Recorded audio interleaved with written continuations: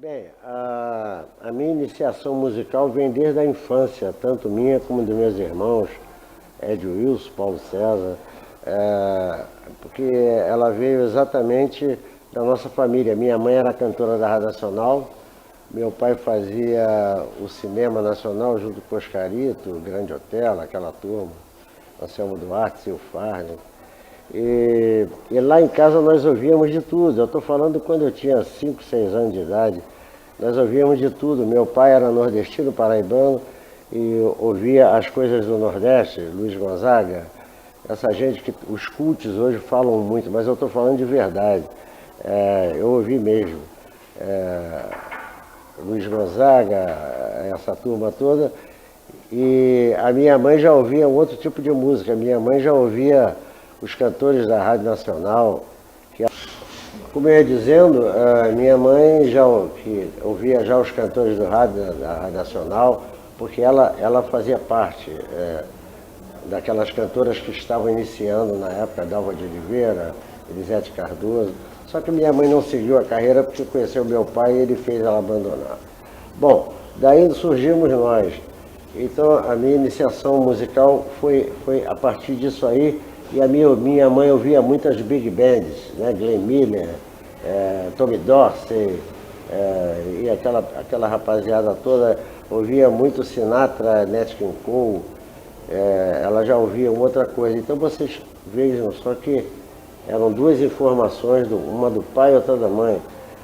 E graças a Deus essas informações foram boas, até que chegou em 1950 e alguma coisa, metade dos anos 50, nós fomos abalados por uma coisa chamada rock and roll, né?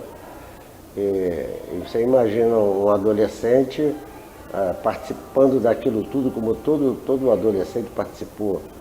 E daí surgiu o meu interesse pelo rock, né? Pelo rock and roll. E talvez, nem porque tenha sido importante na minha vida, mas o rock and roll realmente ele chamou a atenção de todo jovem, como eu disse. Aí, lá no Rio de Janeiro, existia um programa na Rádio Mairink Veiga, chamado Hoje é Dia de Rock. O que acontecia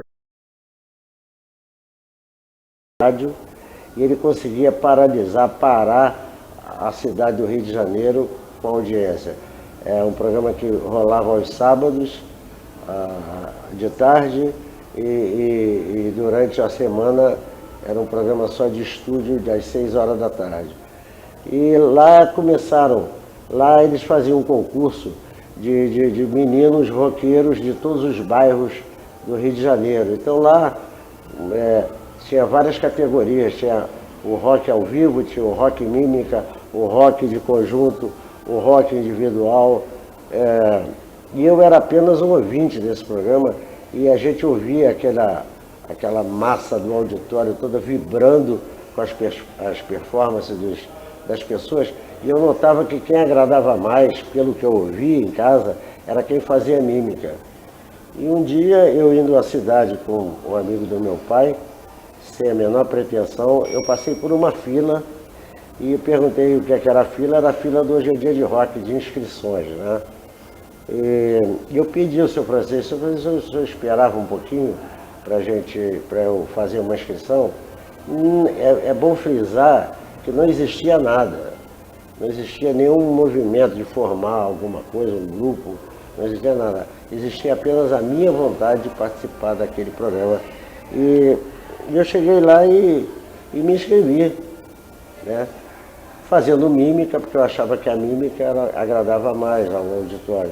Só que aí eu achava que era mais fácil também, você chegar lá e mexer com a boca, geralmente era música americana, e eu não falava inglês, só que eu cheguei lá e quebrei a cara, a gente foi lá participar. Assim, eu cheguei em casa nesse dia e comecei a formar um conjunto, meus 2 irmãos, os amigos, colegas de rua, fizemos um conjunto de mímica. Chegamos lá, levamos uma vaia estrondosa, e eu escrevi um conjunto com o nome de Bacaninhas do Rock da Piedade. E levamos uma vaia estrondosa, saltamos do ônibus em casa, morrendo de vergonha, vizinhos todos sacaneando a gente. Aí aquilo fiquei com o meu orgulho próprio, meu amor próprio ferido, e 2 meses depois eu voltei lá e o Jair de Taumaturgo, que era o diretor, quando me viu na fila, falou: pô, menino, você não desistiu? Eu falei: não. Tá, eu fiz uma inscrição, uma nova inscrição, fazendo rock ao vivo.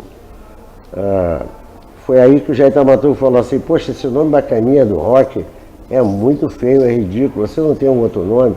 Eu falei: não. Aí ele falou: como é seu nome? Foi aí que ele começou a sugerir Renato Seus Cometas, Renato Seu não sei o quê. Quando ele falou Renato Seus Blue Caps, eu achei legal o nome. Então eu fiz a segunda inscrição com este nome, Renato Seus Blue Caps, e foi o inverso de 2 meses antes.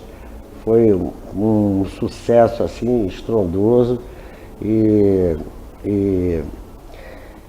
quem ganhasse o melhor do mês, nós disputamos o melhor do mês com o melhor de cada semana, de 4 semanas, ganhamos o melhor do mês e o prêmio era participar do programa do Chacrinha na TV Tupi, boate do Chacrinha, um negócio assim. Isso em 1960, 61. E lá no programa do Chacrinha eu conheci um cara que o cenário do Chacrinha eram várias mesas, como se fosse uma boate, e ali numa das mesas estava o senhor chamado Nazareno de Brito, que gostou do Renato Seus Blue Caps, me deu um cartão para que nós participássemos do primeiro disco do Renato Seus Blue Caps, um disco chamado Twist, que na verdade eram 3 artistas, era Renato Seus Blue Caps, Reinaldo Raiol, irmão do Aguinaldo Raiol, que era roqueiro, e a Cleide Alves, que era uma cantora, uma menina cantora do Rio de Janeiro. A gente tinha direito a 4 músicas cada um, mas nós acompanhávamos como músicos os outros 2. E daí começou o nosso interesse, o nosso trabalho de ir para a rádio, de catituar, como se dizia antes. E nessa de catituar eu conheci muita gente que também participava do Dia a Dia de Rock, tipo o Tony Tornado, por exemplo. Tony Tornado fazia mímica do Chubby Checker. Tanto que o nome dele que ele usava do Dia a Dia de Rock era Tony Checker. E outros mais. Roberto Carlos participava disso, o Erasmo também. E mais tarde, por causa disso, o Erasmo veio a fazer parte do Renato Seus Blue Caps durante 1 ano só. Que foi muito legal.